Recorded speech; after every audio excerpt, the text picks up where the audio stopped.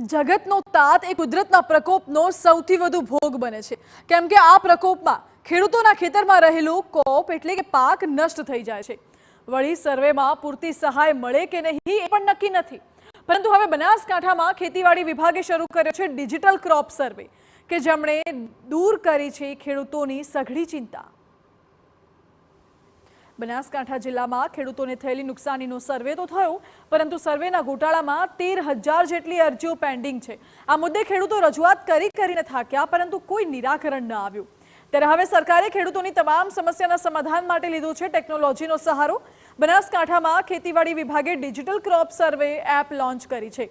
Surveyor દ્વારા જે તે ખેડૂતોના ખેતરમાં કેટલા પાકનું વાવેતર છે, કેટલી જમીનમાં વાવેતર છે વગેરે તમામ માહિતી ફોટોગ્રાફ્સ દ્વારા સર્વે કરાશે અને આ ખાસ એપમાં તેનો ડેટા એકત્ર કરીને રાખવામાં આવશે।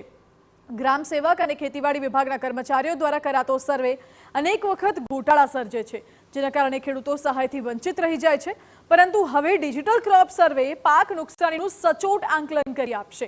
ત્યારે ખેડૂતો પણ સરકારના આ પ્રયાસને વધાવી રહ્યા છે। આજે આ જે સર્વે થયો છે એ સ્થળ ઉપર આવે અને પ્રોપર સર્વે થયું છે કે ગુજરાતમાં કેટલા પાકો છે, કેટલા પાકો વધારે પાકવાના છે, કેટલા ઓછા પાકવાના છે, એના સમયે ભાવ નીતિ તૈયાર થશે। અને જે મેક્સિમમ વાત છે કે ખેડૂતોને જ્યારે નુકસાન થતું હતું ત્યારે એનું સર્વે કરવા માટે ફરીથી આવવું પડતું અને પ્રોપર સર્વે ન થવાને કારણે ઘણીવાર ખેડૂતોમાં અને સરકાર વચ્ચે વિસંગતતાઓ ઊભી થતી હતી અને વિવાદો ઊભા થતા હતા। એ વિવાદો ટળશે, ખૂબ મોટા વિવાદો ટળશે અને ખેડૂતોને પ્રોપર સર્વે થઈ અને જે સાચા ખેડૂતો છે, જે ઘણીવાર સાચા ખેડૂતોને નુકસાન થતું હતું અને ખોટા ખેડૂતો ફાયદો કરતા હતા, એ નીતિ પણ એમાંથી બહાર આવી। તો આજથી અમે શરૂઆત કરી છે ખેતરોમાં જઈને અને ડિજિટલ ક્રોપ જે એપ્લિકેશન છે એના દ્વારા જુદા જુદા પાકોના ફોટા લઈ અને તેના દ્વારા સર્વે કરીએ છીએ। તો આજથી તેની શરૂઆત કરી દીધી છે।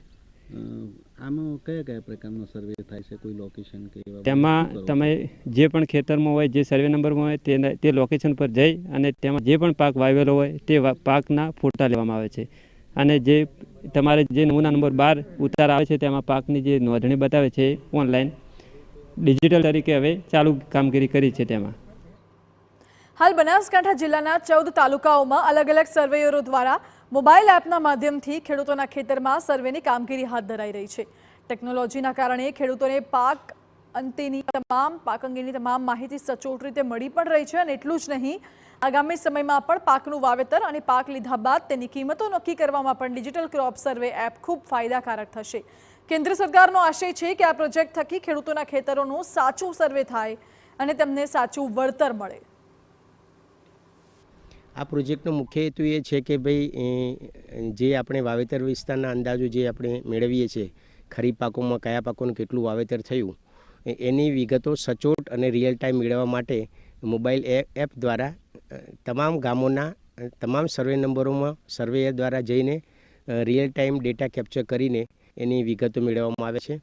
આ વિગતો મેળવવાના ફાયદા ઘણા છે કે જે આપણને સચોટ અને રિયલ ટાઈમ ડેટા મળવાથી ભારત સરકાર અને ગુજરાત સરકાર પોતાના જે ખરીફ, રવિ, ઉનાળુ જે પાકો જે છે એના પાકના અંદાજો જે કાઢે છે એમાં સચોટતા, ચોકસાઈ આવશે।